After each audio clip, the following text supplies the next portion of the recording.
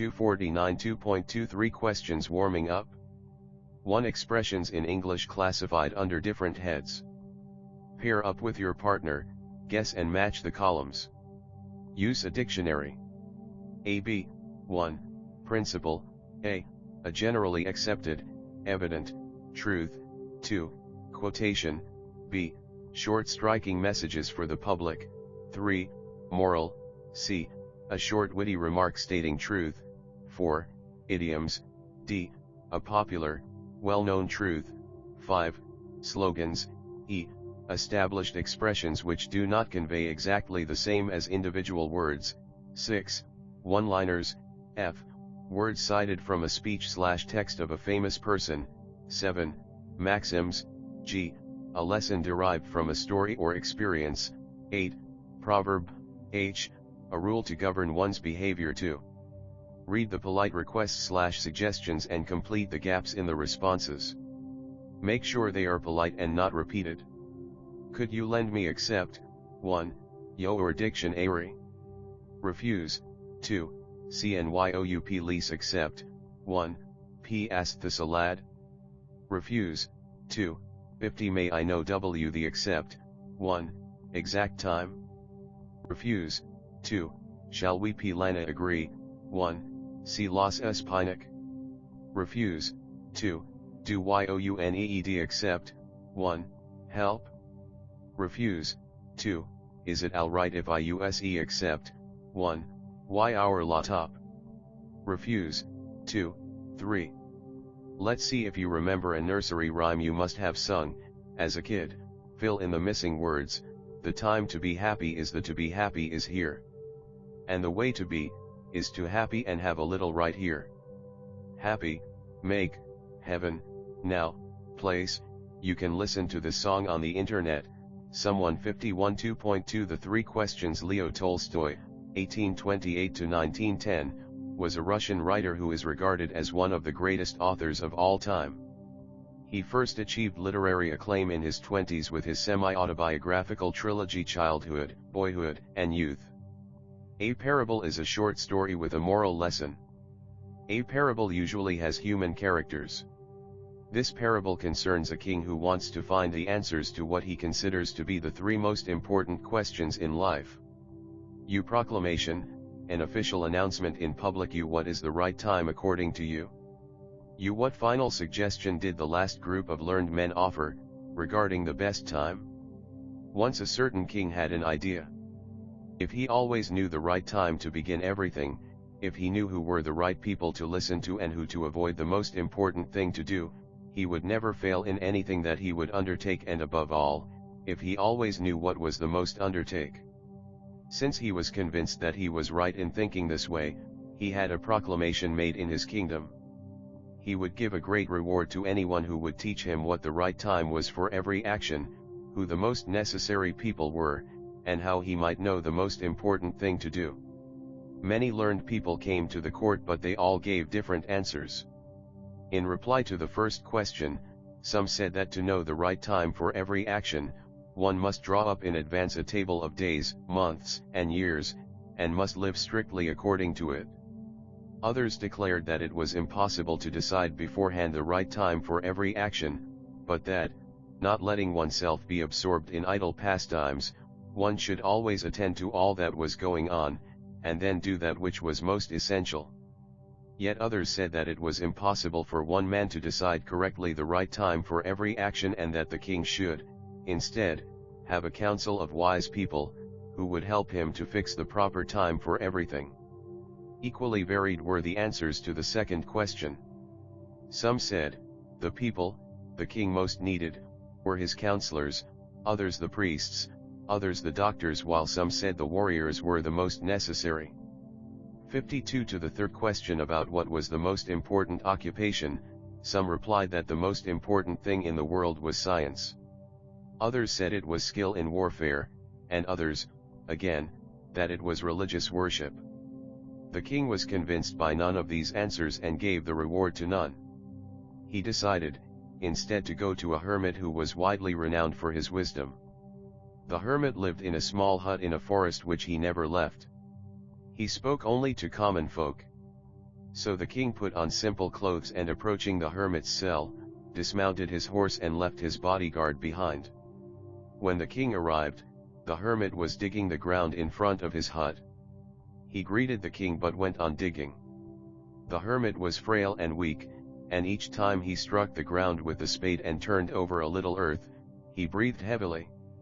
The king went up to him and said, "I have come to you, wise hermit, to ask you to answer 3 questions. How can I learn to do the right thing at the right time? Who are the people I most need, and to whom should I, therefore, pay most attention? And what affairs are the most important and need my first attention?" The hermit listened to the king but said nothing. He just spat on his hand and resumed digging. The king watched in silence for a while. Then, feeling sorry for the hermit, he said, "You are tired, let me take the spade and work a while for you." The hermit silently handed over the spade and sat down on the ground. When he had dug 2 beds, the king stopped and repeated his questions. The hermit again gave no answer, but rose, stretched out his hand for the spade, and said, "Now rest a while and let me work a bit." But the king did not give him the spade and continued to dig. 1 hour passed and another. The sun began to sink behind the trees and the king at last stuck the spade into the ground and said, "I came to you, wise one, for an answer to my questions. If you can give me none, please say so, and I will go home." "Here comes someone running," said the hermit, "let us see who it is." The king turned round and saw a bearded man come running out of the forest. The man held his hands 53. Why did the king go to the hermit in disguise? "You frail, delicate," you resumed, continued after a pause. "You, how did the hermit respond to the king's questions? You, in what state was the bearded man, when he arrived?" L, intently, very attentively, eagerly. "You, why had the wounded man asked for the king's pardon?" L, ambush, place of hiding before attack. You, what qualities of the king stand out as he forgave his enemy? Pressed against his stomach, and blood was flowing from under them. When he reached the king, he fainted and fell to the ground, moaning feebly. The king and the hermit unfastened the man's clothing. There was a large wound in his stomach. The king washed it as well as he could, and bandaged it with his handkerchief and a towel the hermit had. But the blood would not stop flowing, and the king again and again removed the bandage soaked with warm blood and washed and rebandaged the wound. When at last the blood stopped flowing, the man revived and asked for something to drink. The king brought some fresh water and gave it to him. Meanwhile the sun had set and it had become cool. So the king, with the hermit's help, carried the wounded man into the hut. The man lay there quietly with his eyes closed. By now, the king was so tired after his walk and the work he had done, that he lay down himself and also fell asleep. When he awoke in the morning, it took him some time to remember where he was and who was the strange bearded man lying by his side and gazing intently at him. "Forgive me," said the bearded man in a weak voice, when he saw that the king was awake and was looking at him. "I do not know you, and I've nothing to forgive you for," said the king. "You do not know me, but I know you. I am that enemy of yours who swore to revenge himself on you because you executed his brother and seized his property. I knew you had gone alone to see the hermit, and I resolved to kill you on your way back. But the day passed and you did not return. So I came out of my ambush to find you. Your bodyguards recognized me and wounded me. I escaped from them but would have bled to death had you not dressed my wound. I wished to kill you but you have saved my life. Now if I live, and if you wish it, I'll serve you all my life." The king was very glad to have made peace with an enemy so easily and to have gained him for a friend. He not only forgave him but said he would send his men and his own physician to attend to him. The king then took leave of him and went out of the hut to look for the hermit. Before going away he wished once more to beg for an answer to the questions he had 54 asked. The hermit was outside, on his knees, sowing seeds in the beds that had been dug the day before. The king approached him and said, "For the last time, I pray you to answer my questions, wise man. You have already been answered, said the hermit, still crouching on his thin legs and looking up at the king who stood before him. "What do you mean?" asked the king. "Do you not see?" replied the hermit. "If you'd not pitied my weakness yesterday and stayed to dig these beds for me, you would have gone back and been killed by that man. So the most important time was when you were digging the beds, and I was the most important man, and to do me good was your most important business. Afterwards, the most important time was when you were attending to that man, for if you'd not bound his wounds, he would have died without having made peace with you. So he was the most important man, and what you did for him was your most important business.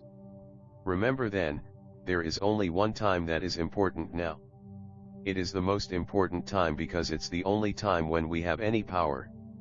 The most necessary person is the one with whom you are, for you do not know whether you will ever have dealings with anyone else, and the most important thing is to do this person good, because for that purpose alone were you sent into this life."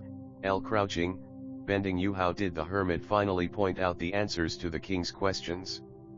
Leo Tolstoy, English Workshop 1. Read the story and answer whether the following statements are true or false. A. The people convinced the king to make a proclamation. B. The hermit spoke usually to everyone. C. The king received all answers from the hermit. D. The person the king saved and helped was his enemy. E. To do good to people is the purpose of our life. 55-2. Match the titles with the contents of the proper paragraph. 1. Once a certain king, a king gains a friend. Important to do. Too many learned people be the wounded stranger, time for everything. 3. Equally varied, gave the sea king helps the hermit. Reward to none. 4. When the king arrived, D. The stranger begs for pardon. My first attention. 5. The hermit listened. E. The hermit points out answers. Continued to dig. 6. The king turned round. F. Stranger's vicious intention gave it to him. 7. Meanwhile the sun set. G. Questions remain unanswered. The king.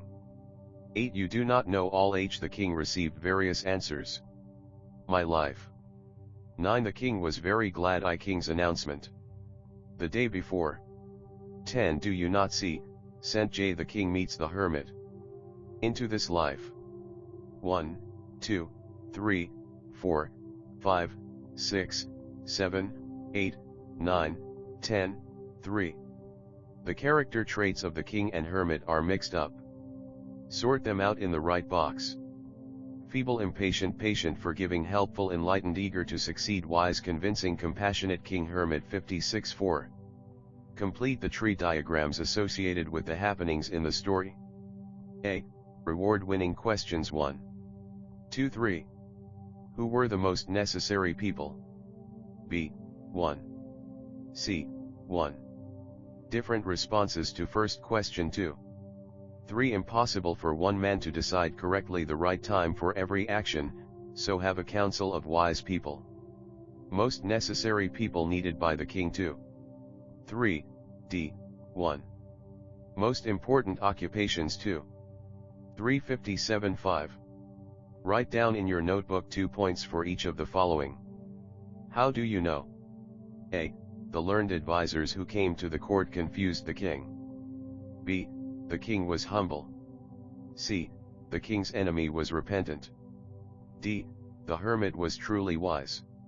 6. Choose the correct answer and fill in the blanks. A. Varied, paragraph 3, means. I. Different. 2. Unnecessary. 3. Unequal. 4. Unimportant. B. Many learned people came to the court and gave. I. The same answers. 2. Correct answers. 3. Different answers. 4. Wrong answers. C. The synonym of convinced is I. Persuaded. 2. Happy. 3. Unhappy. 4. Angry. D. The king wanted to know the time to begin everything. I. Right. 2. Exact. 3. Proper. 4. Good. E. I pray you to answer my question here. Pray means I. Plead to God. 2. Request. 3. Order. 4. Suggest. F. Choose an adverb that collocates with breathed. I. Hurriedly. 2. Heavily. 3. Hardly. 4. Calmly. 7. Answer the following questions. A. The learned people were sometimes divided in their opinions, different persons giving quite different answers. At other times, none of them gave an answer. They all suggested ways to look for an answer. Point out one example of each. B. Though the hermit did not say anything to the king for some time, he did not ignore the king or treat him rudely in any way. Do you agree? What evidence of his politeness can you point out? What shows that he listened and responded to the king's words? C. The hermit spoke only to common people, so the king put on simple clothes. Do you think the king hoped to be mistaken for a common man, or was he just showing that he was a humble person? What shows that the hermit knew him to be the king? D. Did the king behave as an ordinary person, rather than as a ruler, at the hermit's hut? What shows it? Did he also act as a good, kind person? When did he do so? E. Do you think the hermit knew, beforehand, not only about the king's arrival but about the ambush by his enemy? Think a little about this and say what you really feel. 58.8. Consider this list of the different things that happened and rearrange them in the order of time, that is, what happened first, what happened next and so on. Read the related paragraph again if you are uncertain. A. The bearded man resolved to kill the king. B. The king went alone to see the hermit. C. The king executed the bearded man's brother. D. The king spent the night at the hermit's hut. E. The bearded man laid an ambush to kill the king. F. The king's bodyguards recognized and wounded the bearded man. G. The bearded man came out of the ambush. 9. Read the story in your own language. Summarize the following aspects of the story in 4 to 5 lines each in your own language. Write it in your notebook. A. King's problem. B. Attempts made to find a solution. C. Climax. D. Solution. E. Message. 10. A. The following compound words from the story are spelled in a jumbled order. Rearrange the letters to make them meaningful. 1. Areetukdn equals. 2. Yonnae equals. 3. Stapsiem equals. 4. Dubgyroad equals. 5. Frawera equals. 6. Heedarfonb equals. 7. Heilnewam equals. 8. Nevhigrety equals. B. From the story, find the collocations of the following. 1. Important. 2. 3. Frail and. 4. Widely. 5. Time. 6. 7. Simple. 8. 9. Asleep. 10. Intently blood closed. Piece 11. Say whether the verbs underlined in the sentences are finite, limited by the number or person of the subject, or non-finite, not governed by the subject, number or person. 1. He decides to go to a hermit. 59. 2. I have come to you, wise hermit. 3. He gave the reward to none. 4. The hermit was digging the ground. 5. I pray you to answer my questions. 6. Forgive me. 7. The sun began to sink. 12. Narrate an experience of your own that has helped you to realize that patience is bitter, but its fruit is sweet. Write it in your notebook, in about 20 lines. 13. After reading this story, develop a dialogue with 2 of your classmates about the characters in the story. Besides the tactful introduction to the conversation, and write 8 to 10 sets of dialogues. 14. From the library or internet, read the story How Much Land Does a Man Need? By Leo Tolstoy and write a review of the same, covering the following points. L. Background of the story, L. Characters, L. Plot/theme, L. Climax, L. Message/moral Utnwkida Fenrencerto Akranst Stadril Relied Deshet Pamoisen Suts. Et Unrwit Superscript 2 Superscript 2 Superscript 2 Superscript 262.3 Connecting the dots. Warming up. 1. A. Connect the dots to get what means a lot to you. IYBNAZOFMJQPBNGCXSKUNIPHAWDRETNNV. The word is B. With your benchmate, use the letters given above to make a word register of computers. Set a time limit of 5 minutes and compare your list with that of other classmates. 2. You are quite familiar with computer, especially the personal computer. Form pairs and make a list of famous computer manufacturing companies. 1 is given to you. A. Apple, B, C, D. 3. Complete the web by filling the various benefits of computers. Benefits of computers. 4. A. Expand the following into their full forms. A. That's, B. Didn't, D. Can't,